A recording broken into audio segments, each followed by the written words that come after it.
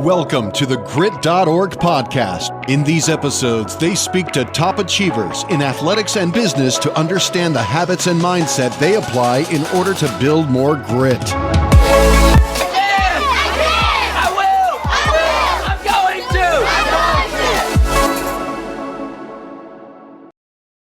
Well, hello, my name is Brian Harbin. I'm your host today, along with Jen Harbin.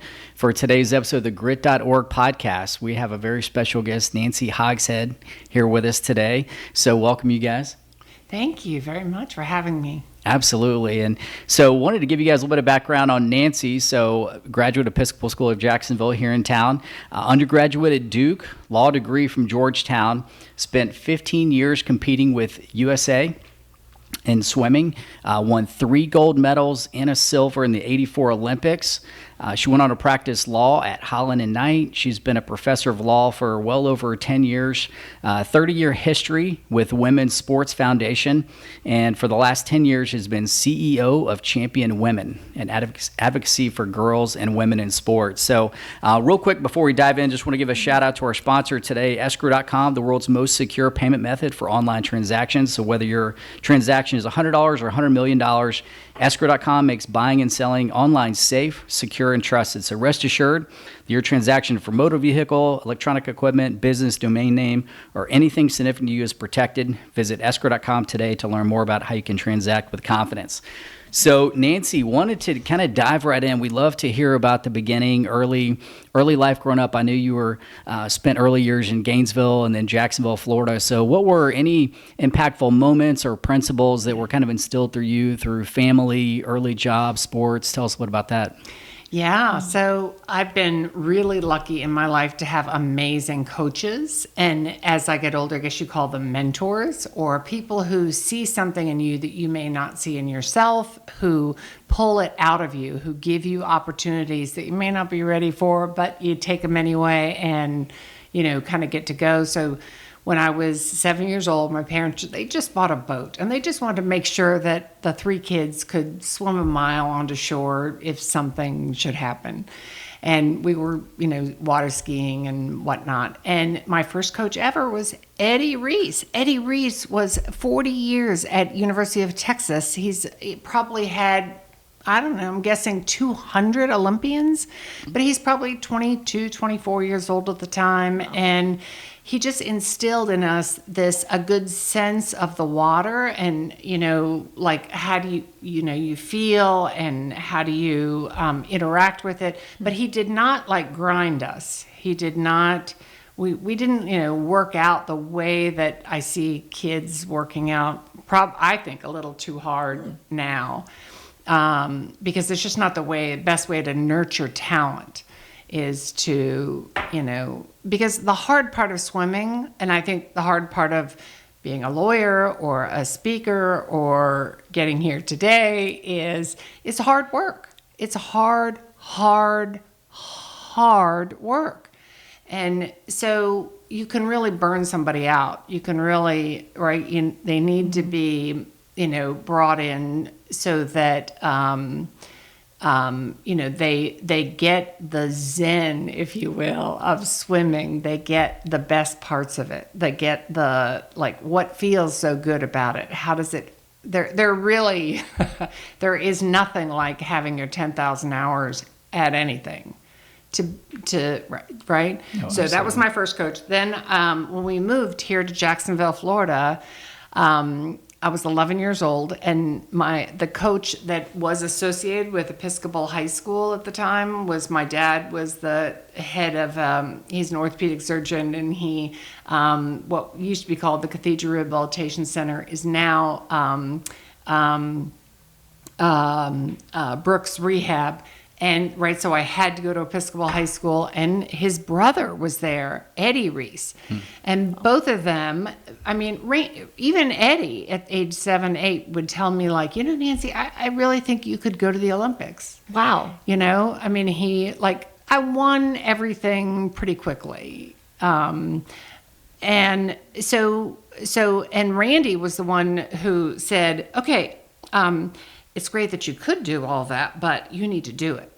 So you need to start coming to practices. And working hard and then doing what you need to do during the day so that practice is prime time. This is, you're rested, you're hydrated, you've eaten healthy, you've all that stuff to get ready, for the first 2 hours, and then you got 2 more hours after school, right? So he was the one who kind of instilled in me this, number one, work ethic, and then 2 is, he kind of gave me the vision along with it.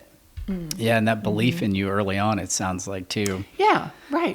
To have people around you that believe in you, it's invaluable. And to your point, too, to excel in swimming as long as you did, you really have to fall in love with the sport and love it and enjoy it. And so, because, at 12 years old, you were already a senior national champion and set your first record at age 15. So, a little change. So I was the national record holder for 12-year-olds. When I was 14, I was number 1 in the country. I was number 1 in the world for women, right? Wow. But at 12, it was 12-year-olds.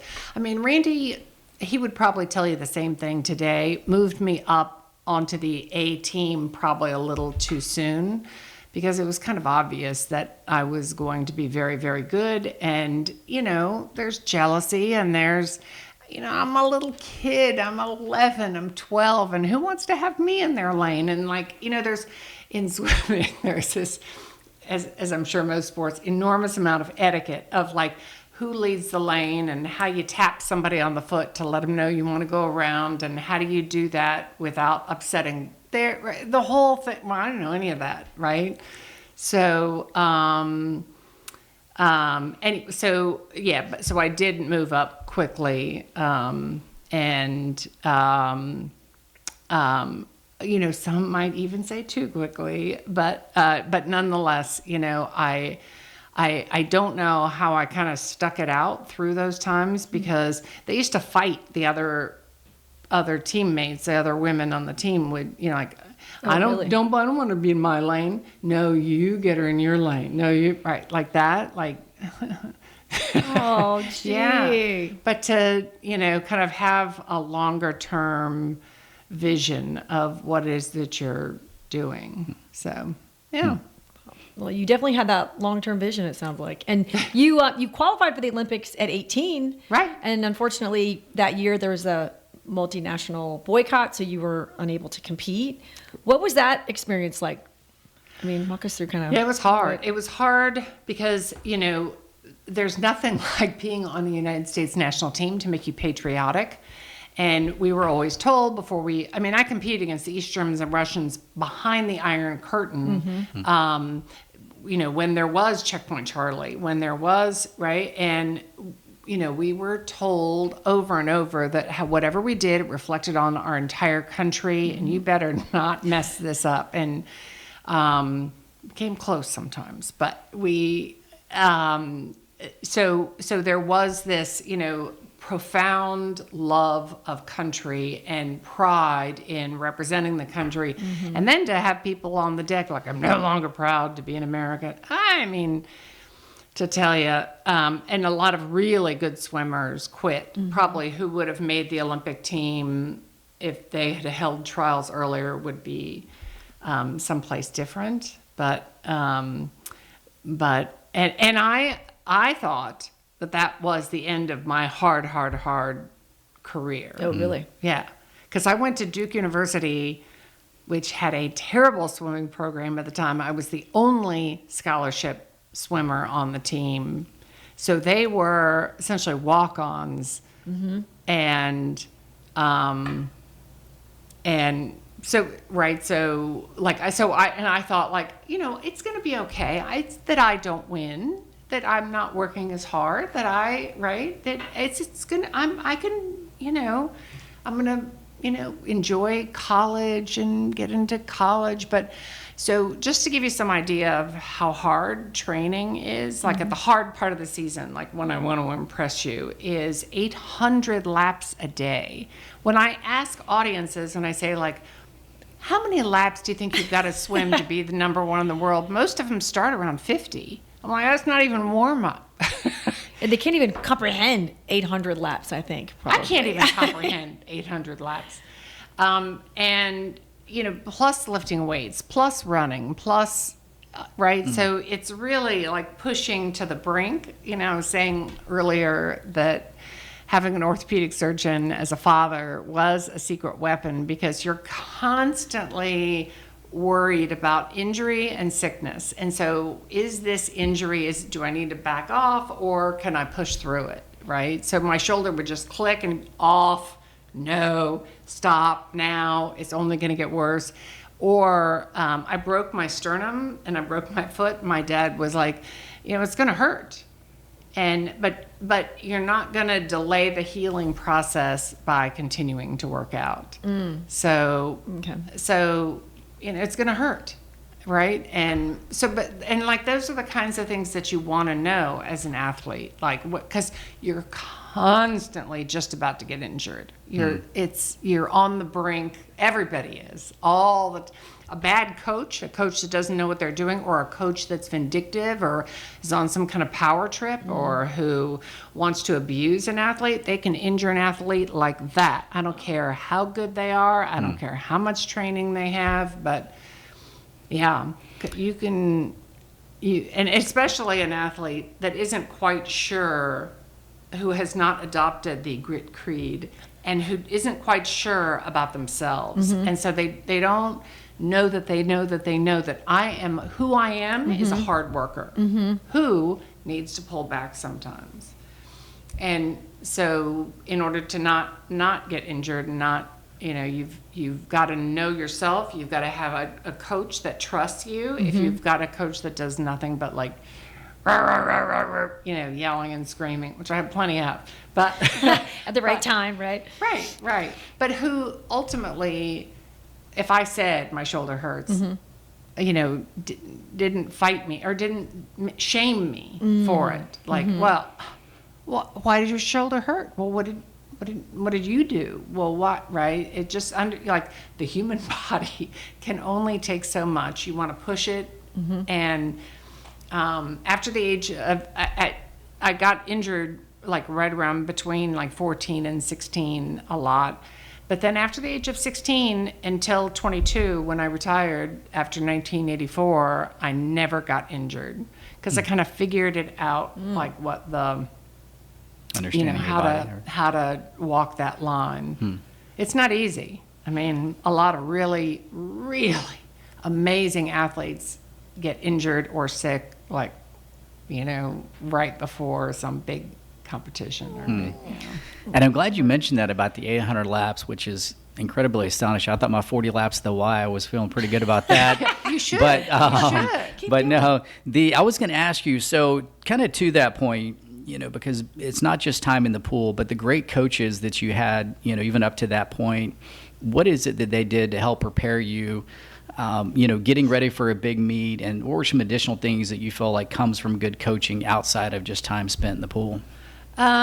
So the ability to move into flow when you don't feel it. So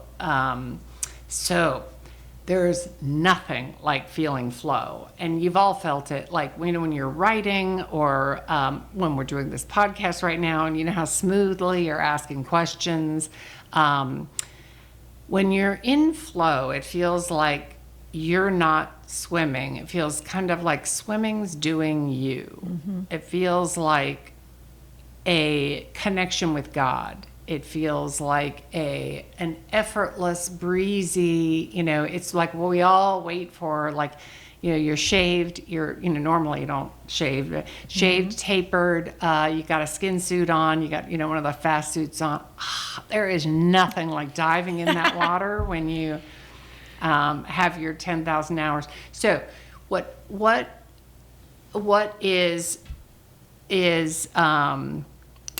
was helpful to me to be taught about how do you get into flow when you don't feel it at all. When, you go to the warm-ups and you're, 10% off what your normal times would be. so that's meditation. So I got into meditation pretty early, pretty quickly, and like remembering kind of what it felt like. But it's the same thing now, like as a lawyer, as a writer, and I have to, write something really profound, hopefully, right? It's the same kind of process of getting into it and not just expecting it to be there and being mad if it's not there. It's having that kindness and grace with yourself, knowing that it's there, and you can pull it out, you can get it. It sounds like what I'm hearing you describe is sort of not fighting yourself, listening, trying to build a good habit, similar to what you were talking about with the injuries, where you push yourself and you do all what you're supposed to do. Right. And then if your body's saying, not fighting it, but just continuing, and then the flow will come if you just continue at it, but then you're kind of finding that balance, it seems like. Yeah. But I would say sort of the flow and the injury, let me just disaggregate those for a second, because I just wanted to use a big word. No, kidding. Because flow is being able to call forth a feeling and the experience of effortlessness, of being graced, of beauty, of, most people wouldn't say, that swimmer's beautiful, but swimmers would. Yes. But I really did feel beautiful when, right? It's being able to recall that. One of my best teammates, who's now coaching at University of Nebraska, Pablo Morales.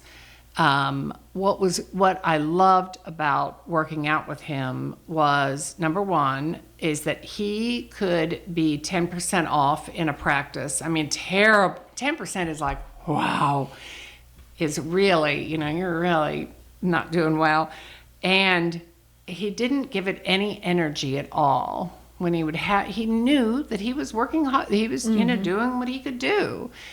And he didn't, right? He just let it go. Was like, for me, please, before I worked out with him, when I had those workouts, like it really would depress me. So I appreciated him. Like, I learned a lot from that. And then the fact that he got help from everyone. So the whole team, like, hey, watch me push off under the water, right? He wasn't just looking at the coach. He was also looking at, all of us to, hey, how's my, we would be doing a set and, okay, let's race on the last 50. Well, let's do blah, blah, blah. And that's my watch, and I need to turn it off.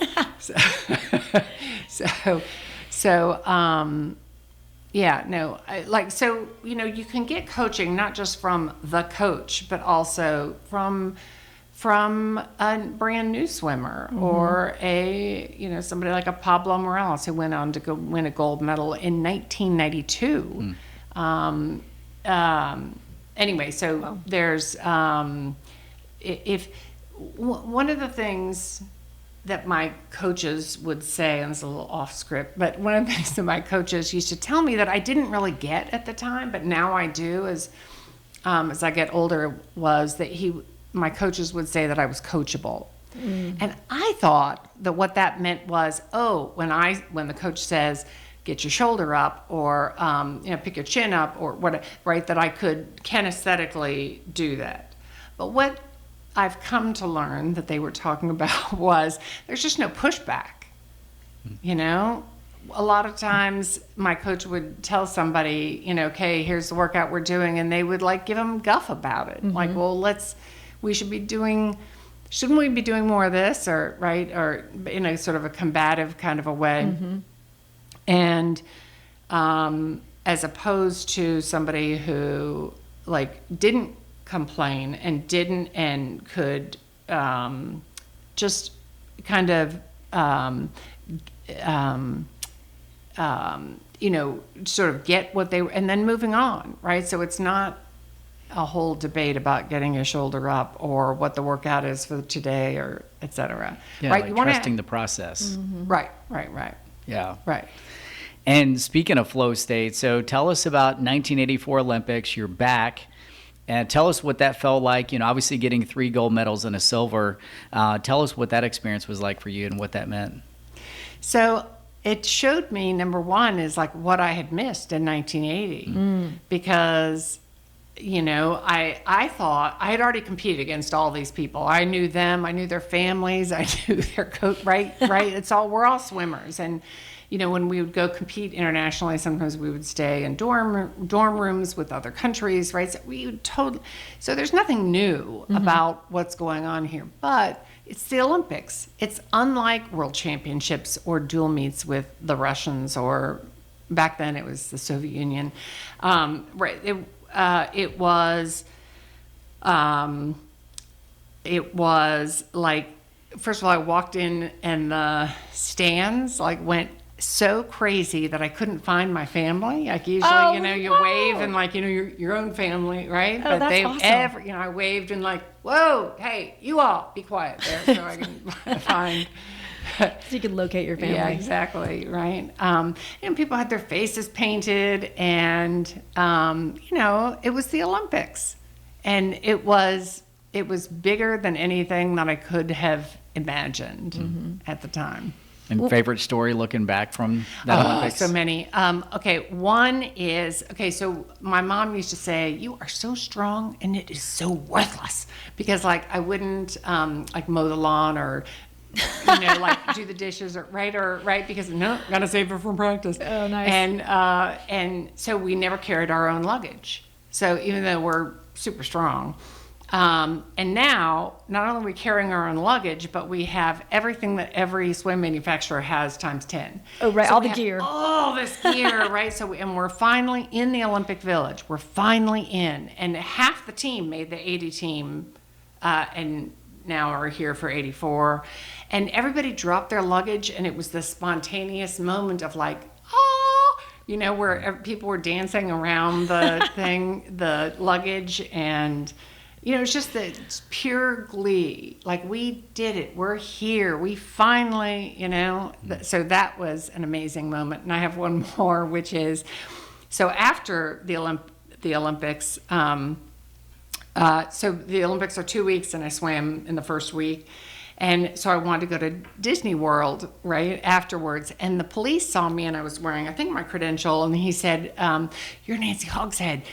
Get in the car." And he turned the sirens on, and we go to Disney World. And then I went to Disney, and I got to just go to the front of the line of everything that I went to, right? It was wow, this is unexpected, this is, so, and to have people say over and over and over, "Wow, you really did it for us." Oh, wow. People from Japan, people from India, you really did it for us.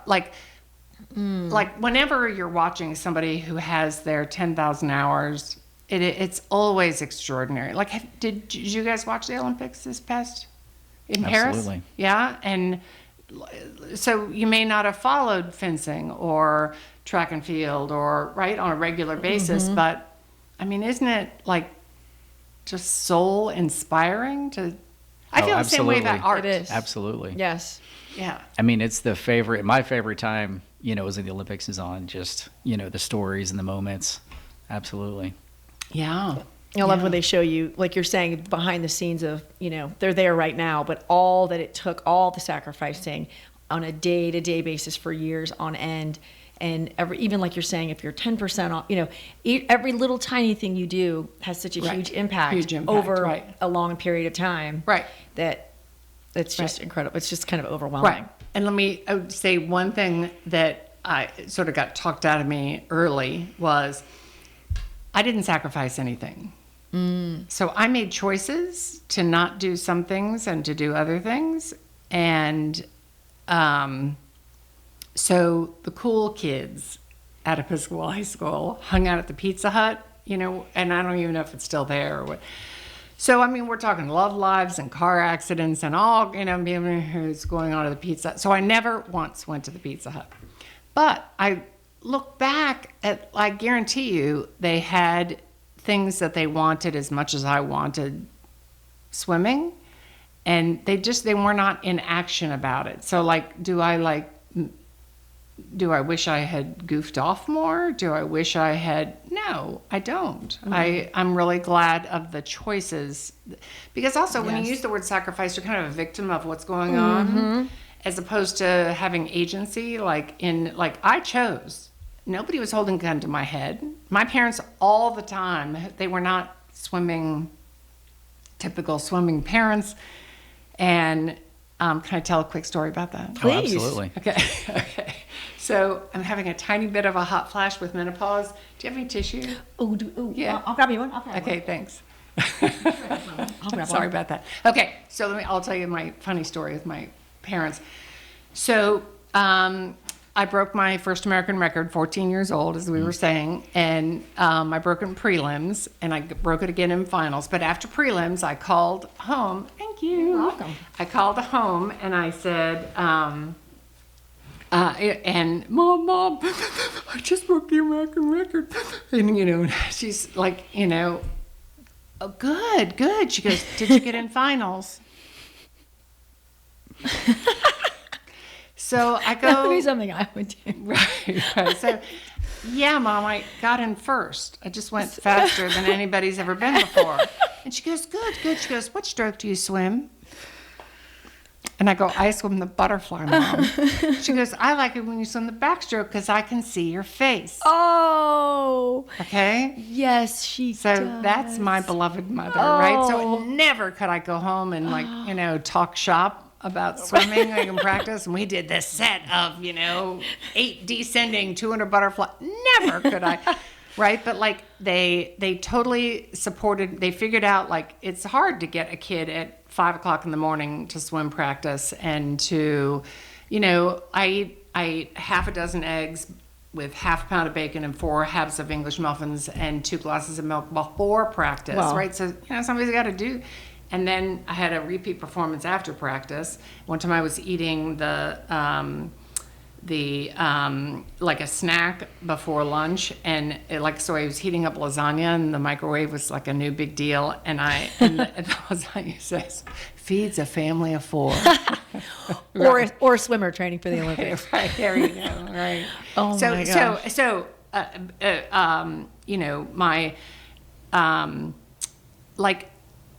everybody's going to have very different circumstances, right? Nobody's going to have a coach like I did, or a parents like I did, or live in beautiful Jacksonville, Florida, or right. The differences just in the teammates of the kind of families they came from, the kind of coaching methods, and just profoundly different. And all of us could have found reasons to quit. All of us could have, my parents, they just don't support me. And but we wouldn't have had what we wanted, which is, we wanted to be great athletes. We wanted to see how good we could be. We wanted to experience flow at the best, highest level, right? So, when I tell stories, I always want to make sure that just because Tracy Calkins was my biggest competitor, now she's Tracy Stockwell, and just because Tracy had parents who were involved in United States swimming, who was a starter for many of her races, who would coach her, and much more, she could have quit and said, they pressured me. I could have quit, right? And so you've got to work with the circumstances that you're given. Absolutely. And really all about how kind of you view it, right? And using that to your advantage. And one of the things I really wanted to ask you, because you had the unique opportunity to be able to compete at the Olympics in America, in LA, right. And here we're going to be back in 3 years now. What advice would you have to these Olympic athletes that are training, for USA? They're going to be competing in LA. Is there anything differently you feel like they should do to kind of prepare, or any advice you'd have kind of in that situation, being able to compete in LA? Maybe advice for Garrett Scantling, a fellow Eagle. So you just don't know what's going to happen. Again, we could boycott. We could have a bankruptcy. You just don't. So you want to go for a flow. You want to go for being the best that you possibly can. You want to find out what God has in for you, what you can do to bring out the very best of you. Mm-hmm. So whether or not it's in Los Angeles, which I'm really looking forward to, or any other place, or right, is what they're doing is they're figuring out how can I get that next 1/10 of a second, 100th of a second off my time? How does that feel? How is that the highest and best expression of me? Mm. So that's what I would tell them, is to go for that. Mm. And it just, like, look, you guys, I tied in the Olympics down to the 1/100th of a second with my teammate, Carrie Steinsheifer, who was also my bunkmate. Okay, the likelihood that I was going to win a gold medal I took a 1.5 years off college just to be able to go train. And the likelihood that I was going to get a gold medal was pretty low at that time. And right before the Olympics, the East Germans boycotted. You just don't know that that's what's going to happen. Now, mm-hmm. they were cheating. Mm-hmm. Do I feel like, I didn't really win a gold medal because the East Germans weren't there? No, I'm just the opposite. I'm like, yeah, it was a fair competition because we didn't dope, or I didn't dope, and I didn't know anybody who did dope. I'm sure it went on, but right? You don't know, and that, if I had gone 1/100th of a second slower, I would not, right? So is it only validated because I did win the gold medals? I'm frankly probably only talking to you because I did get the gold medal, but the whole process of getting there is what made me who I am. Whether or not I did, I had lots of my peers. Sue Walsh got sick right before Olympic trials. She is an amazing human being.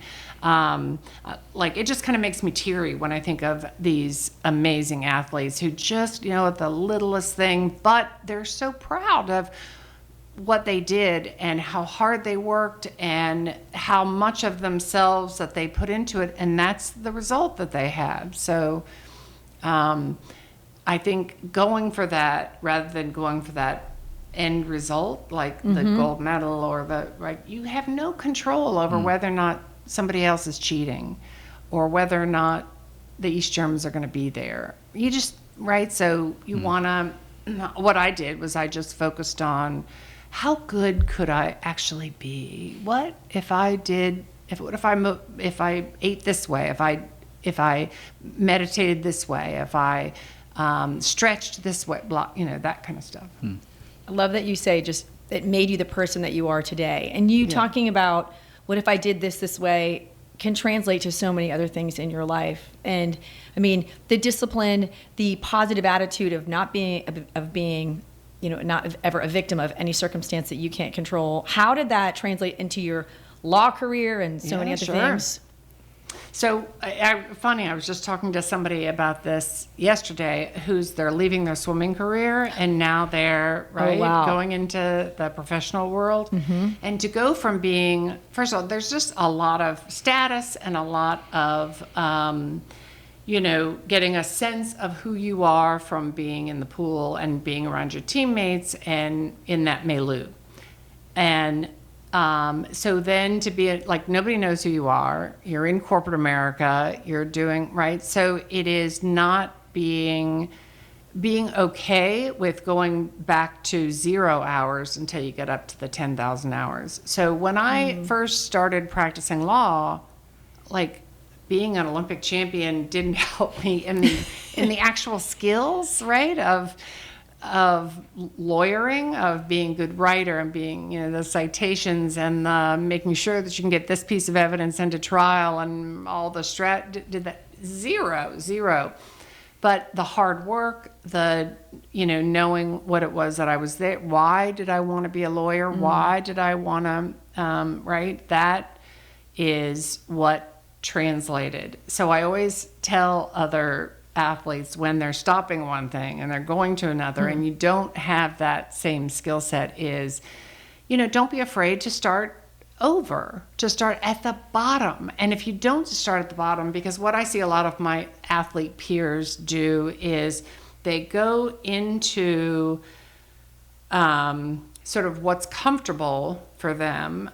Now, some people, don't get me wrong, like, coaching really is their zen or broadcasting or right. But they're doing it because, it's a way to kind of keep being the same thing.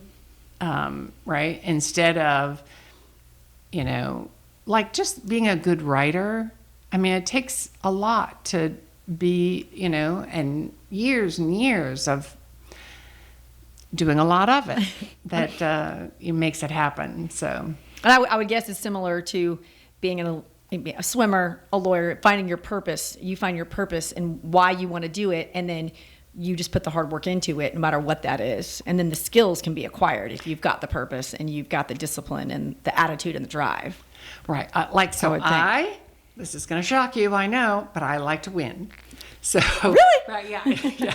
So I needed, past tense, to find an arena, right, where I could push for the good, where I could push for what the right and the decent and the right, that I had the skill set and to be able to do that. So like I had to find the right place, because if you're playing Monopoly with your family, for example, that might not be a good place to try to win. But if you're, you're trying to curb sexual abuse in sport, if you're trying to end the sex discrimination that goes on inside athletic departments now, that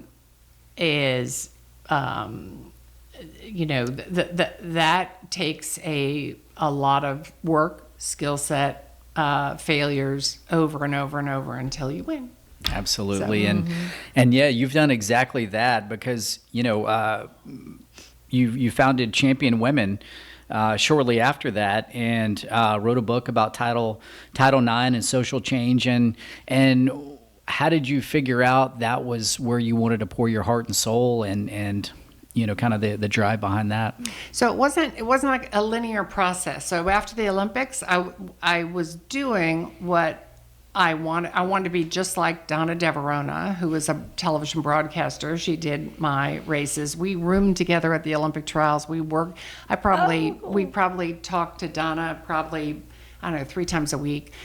So I wanted to be like her. So I really tried to be a broadcaster, and I hired coaches, and I practiced and whatever. And here's the thing, I hated it, and I didn't care who won, and I liked the swimming, but not the, I mean, you can look at Rowdy Gaines, he's so good at it, but he wasn't always good at it as he is now. He's just, we won the same medals, and he's now the commentator for swimming, and people give him so much credit, and I do too, for swimming being as popular as it is, because he is such a good commentator. Anyway, I tried. I just didn't like it, but it wasn't that I didn't try. It wasn't that I didn't effort. It was like this just isn't for me.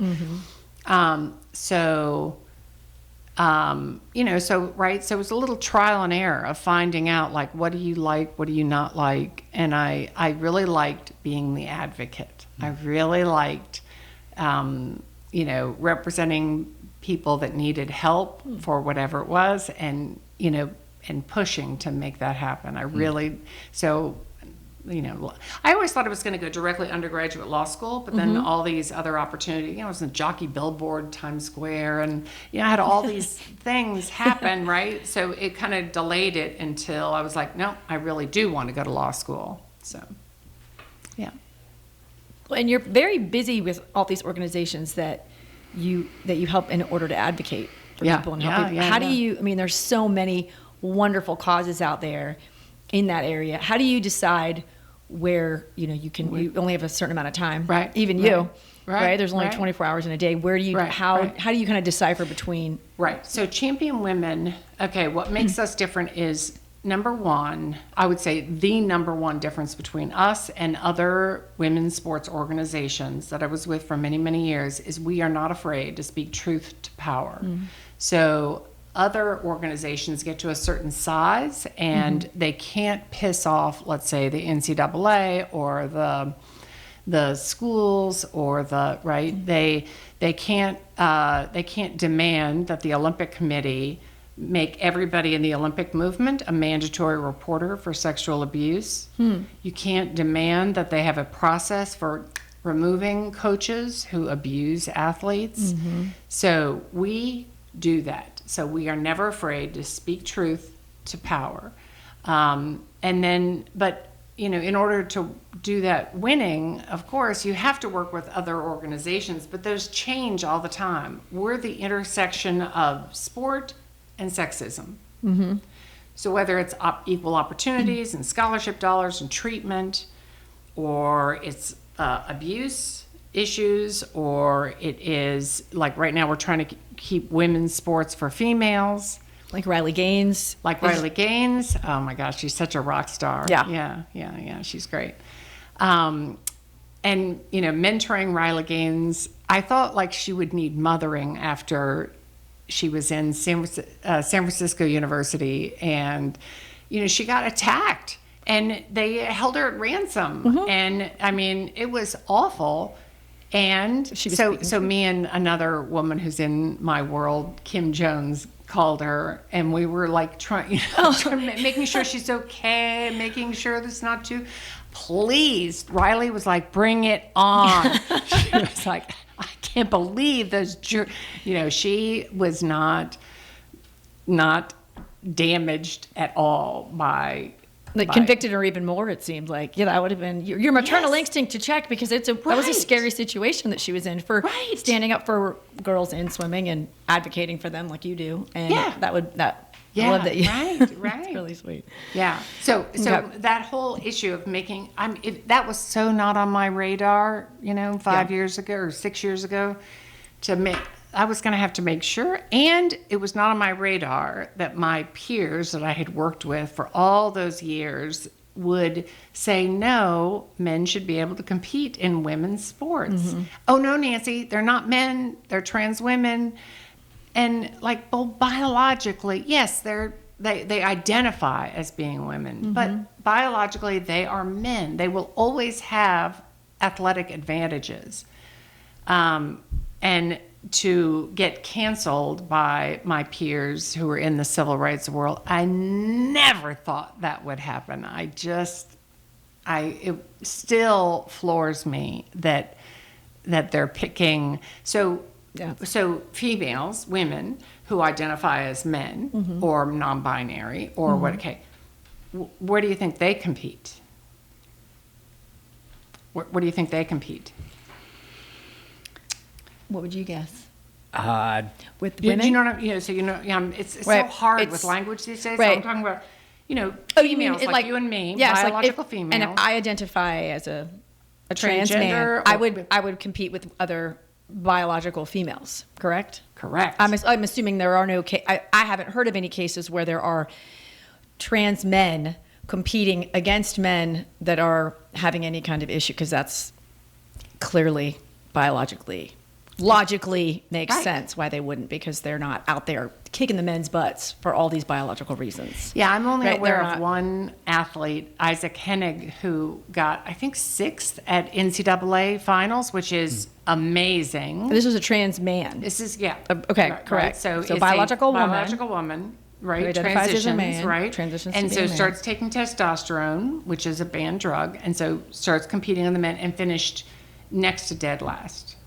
In the Ivy Championships, nowhere near close to being able to go to NCAA's, let alone get in finals, let alone get 6th place.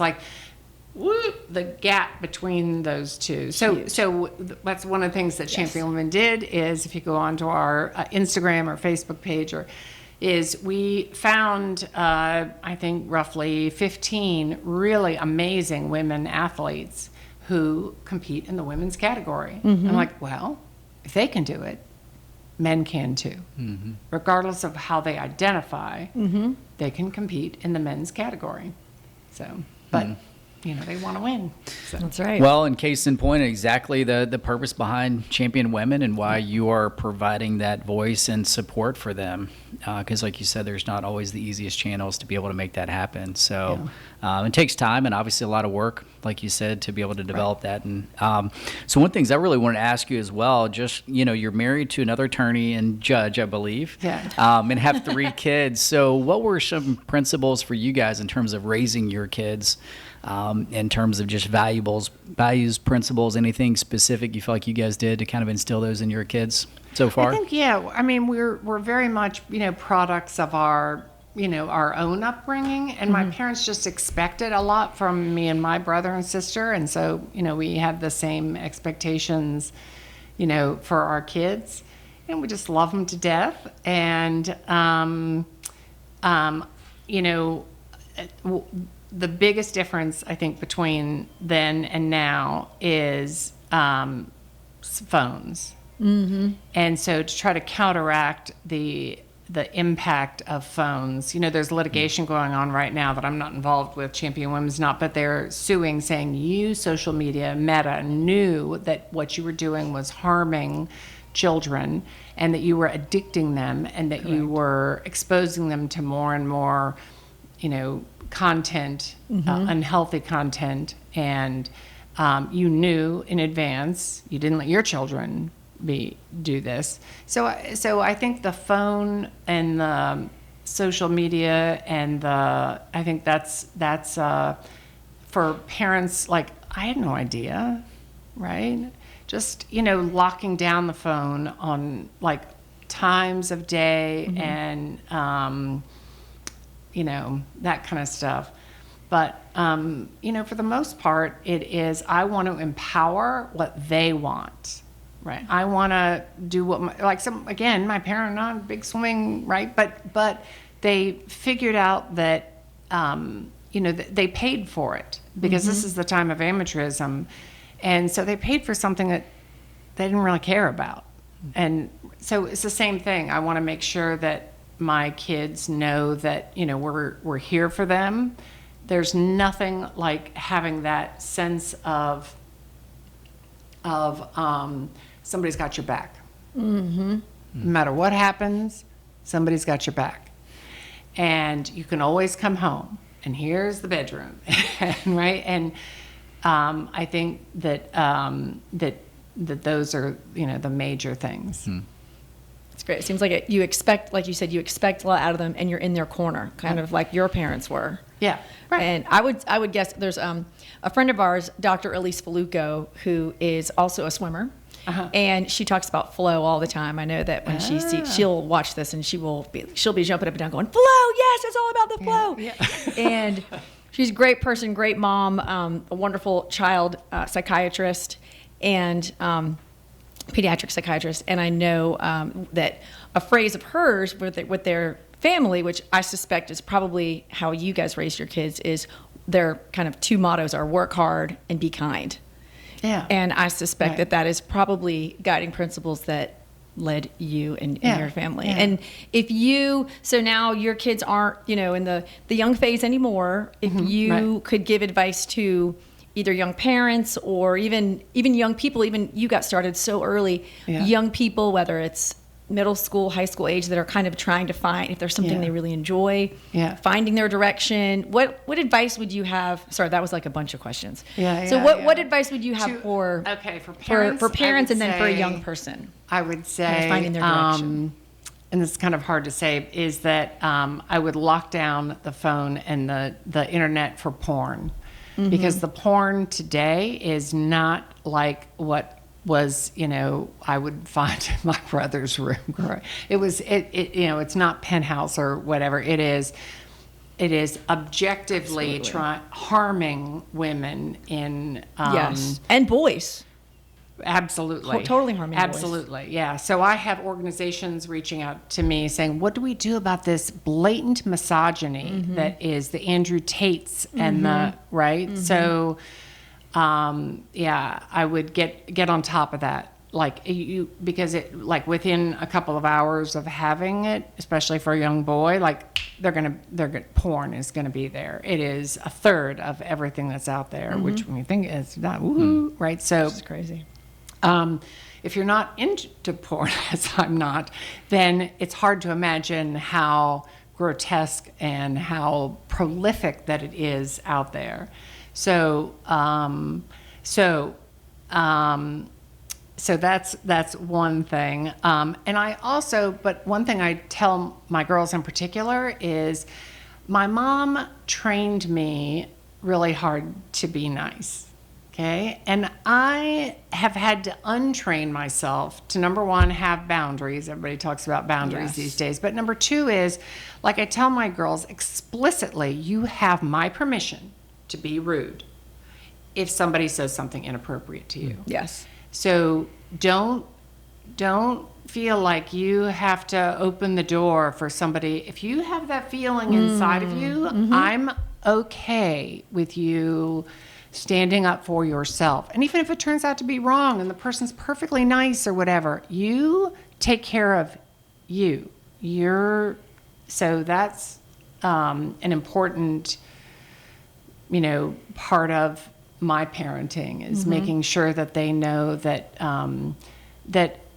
because that whole be kind thing is a lot of how women are expected to deal with the issue of men coming into women's sports, is like, look, they're so marginalized, and society doesn't approve, and blah, on and on. Right. So you should be kind, and you should give up your place and all the hard work that you did. Okay, being male is much, much more of a athletic advantage than is the East German drugs that I competed against, which was big. So they were a little bit better than we were, but they were not a body length ahead. Correct. Right? So, so that the whole be kind thing, I do want them to be, nice people.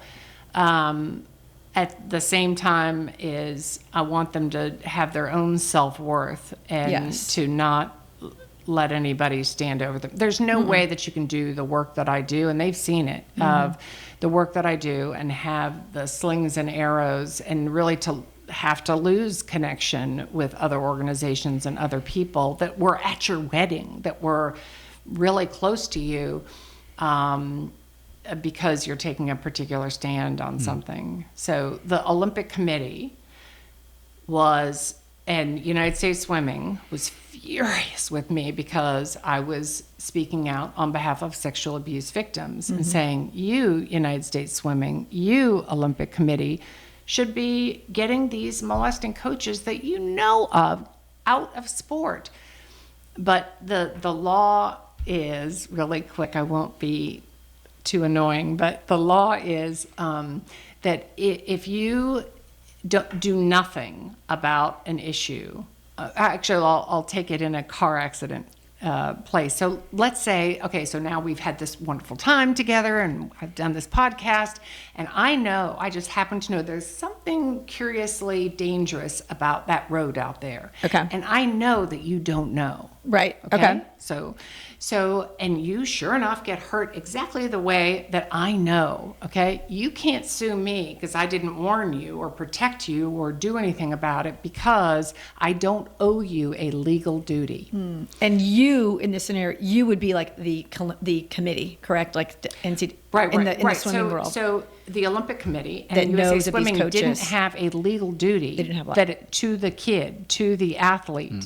So the less they did, the less legal liability they would have. Okay. So we had to go to Congress and twice got new pieces of federal legislation that made everybody a mandatory reporter and changed the purpose of the corporation, the Olympic Committee. So there are two sports systems. There's the school-based system, and then there's the Olympic system. The Olympic system is twice as big as the school. So the school's like, I think it's like a total of 8 million, but it's 18 million over here. Like when you think of Oh, sure. AAU and you know, the USA Swimming and all that. So so we changed the purpose of that corporation to be to protect athletes from physical, emotional, and sexual abuse. That's incredible. Yeah, and like you said too, it's not a legal duty, but there's a moral duty. You're right. And you guys There's had a moral to. duty, but Especially again, if you they know. were saving money by No. not protecting kids. So they knew that these one of those abusive coaches was my coach from 1984, not Randy Reese, who I've never heard a whisper about, but Mitch Ivey was my coach, and who was at the time molesting my 16-year-old teammate. But how it was languaged to us back in the day was this was a relationship. This was consent. This was right, and there was no recognition of the power imbalance. There was no recognition that she was underage. And United States Swimming knew he was going around, and he married one of my teammates on the national team, Noelle Moran. He went on to marry another. He tried to marry Suzette. He went on to marry another swimmer. And, you know. He's just grooming them. Right. Yeah. Exactly. He would groom. So it wasn't until, like, you know, in the intro, you said nice things, you know, you worked for 30 years for the Women's Sports Foundation. A new regime came on board. They needed money from the Olympic Committee, and they gave me a contract that said, you know, we want you to work for us, but you have to agree not to talk about sexual abuse in any context. So if I would have gotten $10,000 a month if I had signed that contract, but would I have been able to get the legislation changed? No. Would I have, you know, been able to do the other stuff? No. So, you know, and I would say we had already done all this work trying to get Congress to get involved, but it wasn't until Larry Nassar and when those victims came forward, Yes, they were the gymnasts. sort of Riley Gaines level Of their of day. like, you know, just amazing women. Rachel Den Hollander, and I'm trying to think of, you know, so many Olympians who just spoke so eloquently about if they spoke up, how that they weren't going to make the team, that they were going to lose everything. So They worked so hard for it too. That's just such an injustice that. Right. You figure like so if you haven't already seen it, I highly recommend seeing Athlete A that my friend Jen Say. It's on Netflix. It's Okay. been, but Athlete A is Maggie Nichols. Maggie Nichols should have been, I want to make a crude sign, should have been on the Olympic team.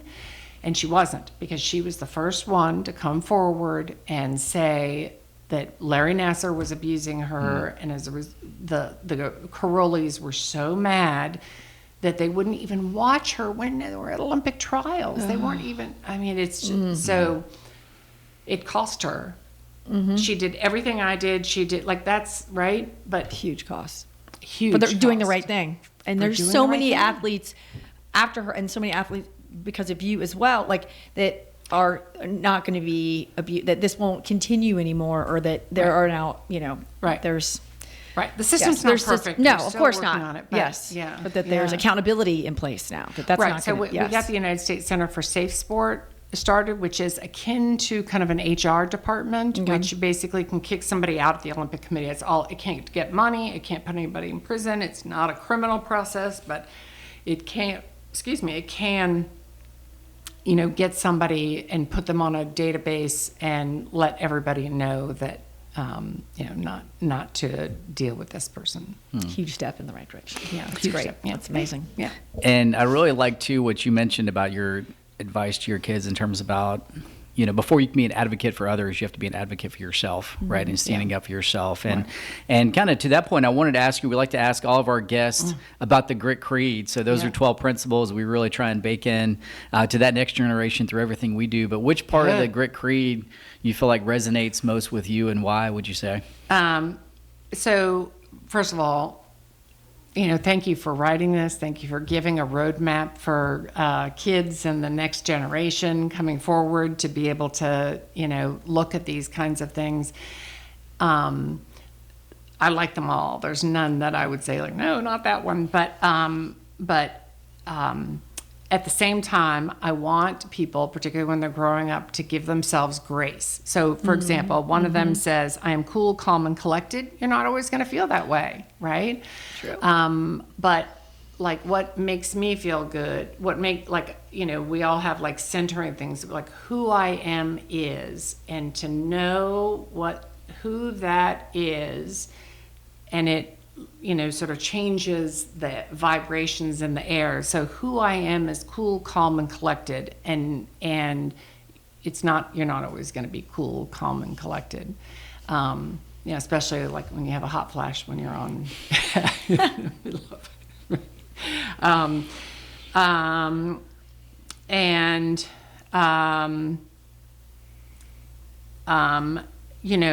Like it says, I am mentally, physically, and emotionally resilient. So, but again, giving themselves the permission to not be that in times, but knowing that you're going to get there. So as an example, I've told this story many times, but when I was in college, I was raped for 2.5 hours by a guy who was out running. Duke has 2 campuses, and he asked me where Duke University was, and I was raised to be nice. So I said, well, that's weird because you're right in between the two. And he grabbed me, swung me around. I was in the top 0.001% of all strong women in the world. Wow.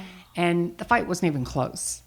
And so back then, we didn't know that much about PTSD. So because of the feminists that went before me, I went to the police station, and because we live in the United States, if I lived in, say, a Muslim country, I would not have been believed, but I went directly to the police, and they were so nice, so kind. And the school bent over backwards to make sure this did not interfere with my educational trajectory. And so, but I had a whopping case of what we now know as PTSD. So I didn't know, like, this is 1981.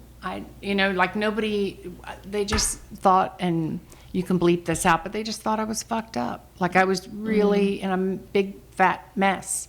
So I got into 2 car accidents, bang, never been in one before, never been in one since, right? Yeah. But that's, when you're dealing with trauma. So when I read that, I am mentally, physically, and emotionally resilient, I did figure it out, right? And I had the right friends who were willing to listen, who were willing to, because I couldn't wrap my head around the fact that could possibly happen to me. I thought, that happened to other women. That happened to women who were very different from me, who were not as smart, not as strong, not as accomplished. I was already a 1980 Olympian. And what I learned is that none of that matters, is that you're a woman. And you are always going to be at risk of sexual violence. And unfortunately, it is so pervasive of, women having, really horrible experiences. And until it's just got to get better for all of us, right? You personally cannot achieve you can't buy enough locks on your door. You can't, learn the right self-defense classes. You can't, it's got to get better for all women before, my daughters, your daughters are going to be safe. So, again, I am mentally, physically, and emotionally resilient, right? But I really did have to figure it out. And it was it was the first time, if you've ever had the experience of telling yourself, I'm safe, I'm calm, everything, I'm in a very safe environment, right? Lots of people around me, and I've got the 12 locks on, whatever. But I'm very safe, and you still can't calm yourself down, right? You still feel like sort of, scared to death, or I think they call it hyperreactive, hypervigilant. Hypervigilant. Right? So, again, I did figure it out. And if anybody out there is having PTSD, one of the best ways to address it is hard exercise.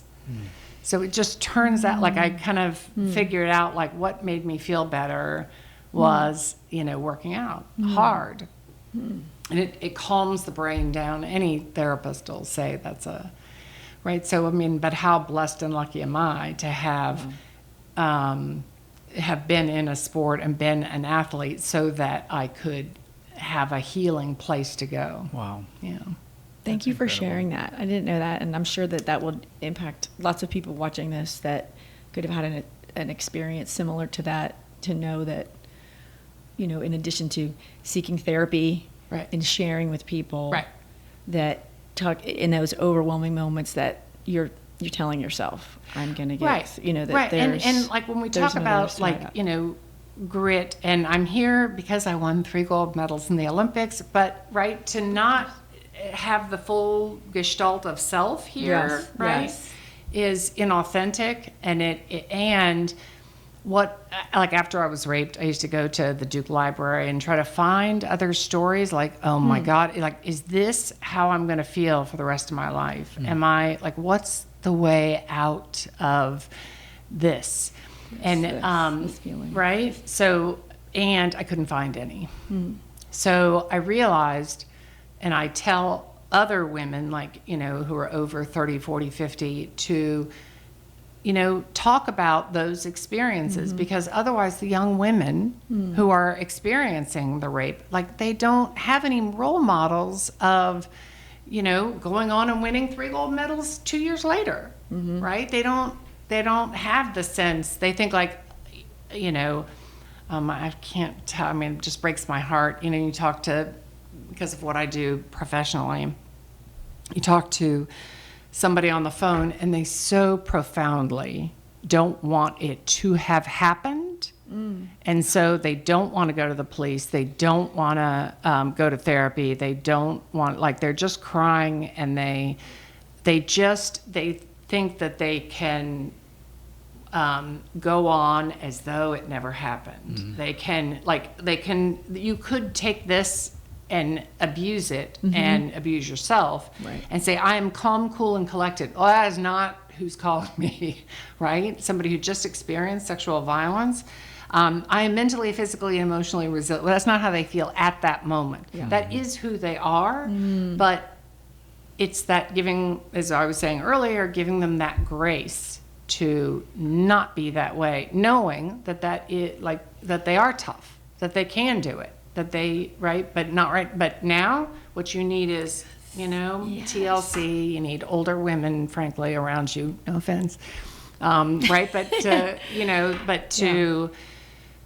do that mentoring and to let them know that, they are going to get through it. And I'm, to just have profound empathy. Oh my gosh, do I ever, and in order to do my job, I have to have profound empathy, and I have to save something for me, because if I don't, then I'm not going to be effective. So, yeah. Well, Nancy, we have so enjoyed having you on today. Your story is beyond inspiring in so many different ways, and all the ways that you're still making a huge impact and continuing to do so. And so thank you so much for being here. It's really been an honor and privilege to be here with you today. So. Yeah, this has been really great for me as well. I've really enjoyed being able just to be with you all, and I'm looking forward to getting to watch. Well, that's a wrap for today's episode of the Grit.org podcast. We'll see you guys next time. Thanks.